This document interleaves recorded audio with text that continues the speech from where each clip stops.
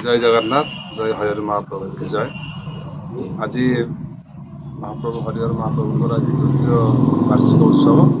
ଆମେ 2021 ମସିହାରେ ପ୍ରତିଷ୍ଠା ହେଇଥିଲେ ହରିହର ମହାପ୍ରଭୁ।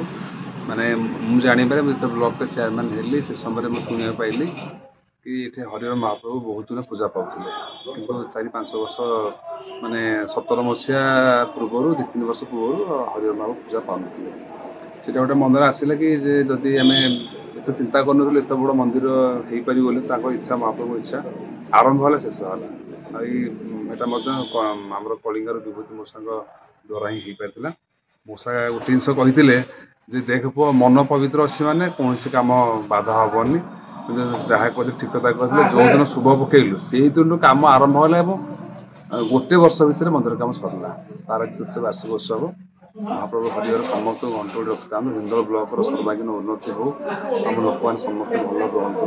ଏହା ଆମର ପ୍ରାର୍ଥନା। ଆଉ ଗୋଟେ ନିବେଦନ ରହୁଛି, ମୁଁ ତ ବର୍ତ୍ତମାନ ସେ ପୋଷ୍ଟ ନାହିଁ, କିନ୍ତୁ ଯେପର୍ଯ୍ୟନ୍ତ ମୁଁ ବଞ୍ଚିଛି ସେ ପର୍ଯ୍ୟନ୍ତ ମହାପ୍ରଭୁଙ୍କର ଯାହା ଆଜ୍ଞା ଯାହା ନିର୍ଦ୍ଦେଶ ଥିବ ଆମେ କାର୍ଯ୍ୟ କରିବୁ। କିନ୍ତୁ ଟିକେ ପ୍ରଶାସନ ପାଖରେ ଅନୁରୋଧ ରହିବ। ଆଜିକା ଡେଟ୍ ତ ସରକାର ବିଭିନ୍ନ ମଠ ମନ୍ଦିର ଅନୁଷ୍ଠାନକୁ ସହଯୋଗ ହାତ ବଢ଼େଇଛନ୍ତି, ତାର ଡେଭଲପମେଣ୍ଟ ଚିନ୍ତା କରୁଛନ୍ତି। ବ୍ଲକ ପ୍ରଶାସନ ଯଦି ମନ୍ଦିରର ରକ୍ଷଣାବେକ୍ଷଣ ଏବଂ କେମିତି ତାର ନୀତିଦିନର କାର୍ଯ୍ୟ ଚାଲିବ, ଯଦି ବିଡ଼ିଓ ମହୋଦୟ ଟିକେ ଦୃଷ୍ଟି ଦେବେ, ଚେୟାରମ୍ୟାନ୍ ମହୋଦୟ ଦୃଷ୍ଟି ଦେବେ, ତାହେଲେ ନିଶ୍ଚିତ ଭାବରେ ଭଲ ହୁଅନ୍ତା। ମନ୍ଦିର ପରିସର ବହୁତ ମାନେ ଗଛପତ୍ର ଥିଲା, ଆଉ ତାର ସେ ଅବସ୍ଥା ନାହିଁ। ମୁଁ ସମସ୍ତଙ୍କୁ ମିଡ଼ିଆ ବା ଆପଣଙ୍କ ମାଧ୍ୟମରେ ଅନୁରୋଧ କରୁଛି, କେମିତି ଟିକେ ଆହୁରି ଯେମିତି ପୂର୍ବପରି ଥିଲା ସେମିତି ହେବାକୁ ମୋର ଅନୁରୋଧ କରୁଛି। ଜୟ ହରିପ୍ରଭୁ ଜୟ। ପାଳ ଦେବୀ ପୂଜା ଏବଂ ଯଜ୍ଞାନୁଷ୍ଠାନ ଆଦି କରେ। ପ୍ରଭୁ ହରିହରଙ୍କର ଯେଉଁ ମନ୍ଦିରର ଆଜି ବାର୍ଷିକ ଉତ୍ସବ ପାଳିତ ହେଉଛି, 2021 ମସିହା ଫେବୃଆରୀ ମାସ 2 ତାରିଖ ମାଘ ମାସ ଶୁକ୍ଳପକ୍ଷ ଦଶମୀ ପୁଣ୍ୟତିଥିରେ ତତ୍କାଳୀନ ଚେୟାରମ୍ୟାନ୍ ଯିଏ ଥିଲେ ହିନ୍ଦୋଳ ପଞ୍ଚାୟତ ସମିତିର ପ୍ରିୟରଞ୍ଜନ ମାହୁନ୍ତ, ତାଙ୍କର ଉଦ୍ୟମ ଏବଂ ତାଙ୍କର ସହଯୋଗୀ ଅଜୁ ଭାଇ, ଶ୍ୟାମ ଭାଇ ଏବଂ ଅନେକ କର୍ମକର୍ତ୍ତା, ତତ୍କାଳୀନ ସରକାରୀ କର୍ମଚାରୀଗଣ ସମସ୍ତଙ୍କ ସହାୟତାରେ ଏ ଦିବ୍ୟ ମନ୍ଦିର, ଏ ପୀଠ ପୂର୍ବରୁ ପୀଠ ଭାବରେ ଥିଲେ, କିନ୍ତୁ ସେଇଦିନ ପ୍ରତିଷ୍ଠା ହୋଇ 3 ଦିନ ବ୍ୟାପୀ ପ୍ରଭୁଙ୍କର ଦିବ୍ୟ ବିଗ୍ରହ ଜୀବନ୍ୟାସ ପ୍ରାଣ ପ୍ରତିଷ୍ଠା ହୋଇ ମନ୍ଦିରରେ ବିଜେ ହୋଇଛନ୍ତି 2021 ମସିହାରୁ। ଏବଂ ପ୍ରତ୍ୟେକ ବର୍ଷ ମାଘ ମାସର ଶୁକ୍ଳପକ୍ଷ ଦଶମୀ ଠାରୁ ଫାଲ୍ଗୁନ ଶୁକ୍ଳ ଦଶମୀ ଭିତରେ ବାର୍ଷିକ ଉତ୍ସବ, ସେହି ମାସ ଭିତରେ ସମୟ ସୁବିଧା ସୁଯୋଗ ଦେଖି ପାଳନ କରାଯାଉଥାଏ।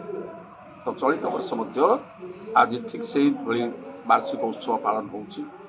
ପ୍ରଭୁଙ୍କର ସେବା, କାରଣ ଏଠି ପ୍ରଭୁ ମଙ୍ଗଳଂ ଭଗବାନ ବିଷ୍ଣୁ, ମଙ୍ଗଳଂ ପାର୍ବତୀପତି, ମଙ୍ଗଳଂ ବୃଷାରୁଢ଼ାୟ, ମଙ୍ଗଳଂ ଶ୍ରୀ ଜଗନ୍ନାଥ। ଏଠି ପ୍ରଭୁ ହରି ଆଉ ହର ଗୋଟିଏ ଅଙ୍ଗରେ ହରିହର ସ୍ୱରୂପରେ ବିଜେଇଛନ୍ତି, ଯାହାକି ଇତିଲୋକେ ନ ଜାଣନ୍ତି। ସାଧାରଣ ଲୋକେ ହରିହରଙ୍କୁ ତାଙ୍କର ଯେଉଁ ଯୁଗ୍ମ ସ୍ୱରୂପକୁ ଆମେ ବୁଝିପାରୁନୁ, କିନ୍ତୁ ସମୟ ନିଶ୍ଚିତ ଆସିବ, ପ୍ରଭୁଙ୍କର ମହିମା ଲୀଳା ପ୍ରଚାରିତ ହେବ, ପ୍ରସାରିତ ହେବ। ଆଜି ମଧ୍ୟ ବହୁ ଭକ୍ତ, ବହୁ ସେବକମାନଙ୍କ ଦ୍ୱାରା, ସେବାୟତମାନଙ୍କ ଦ୍ୱାରା ଆଜିର ଯଜ୍ଞାନୁଷ୍ଠାନ ମଧ୍ୟ ପରିଚାଳିତ ହେଉଛି। ଏବଂ ଏହା ହିନ୍ଦୋଳ ବ୍ଲକର ନୁହେଁ, ସମଗ୍ର ଓଡ଼ିଶାର ବିଭିନ୍ନ ଅନୁଷ୍ଠାନମାନଙ୍କୁ, ବିଭିନ୍ନ ସରକାରୀ ଅନୁଷ୍ଠାନମାନଙ୍କରେ ମଧ୍ୟ ଧୀରେ ଧୀରେ ପରିବ୍ୟାପ୍ତ ହେବ। କାରଣ ଯେଉଁଠି ଜଗନ୍ନାଥ ନାହାନ୍ତି, ଉତ୍କଳର ନେତା ନାହିଁ ପ୍ରୟୋଜନ, ଉତ୍କଳର ନେତା ସ୍ୱୟଂ ନାରାୟଣ। ଯେଉଁଠି ଜଗନ୍ନାଥ ବିଜେଇଛନ୍ତି, ହରି ବିଜେଇଛନ୍ତି, ହର ବିଜେଇଛନ୍ତି।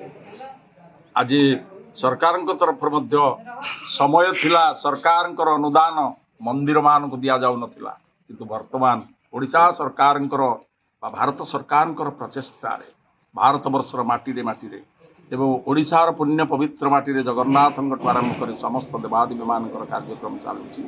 ସମୟ ଆସିବ, ହରିହରଙ୍କର କୃପା ବି ହେବ, ଆମ ହିନ୍ଦୋଳ ବ୍ଲକ ଦିନେ ନା ଦିନେ ପୁଣି ଦେବତାଙ୍କର ଉଚ୍ଛ୍ୱସିତ ସମ୍ବର୍ଦ୍ଧନା ମିଳିବ। ଜୟ ହରିହର।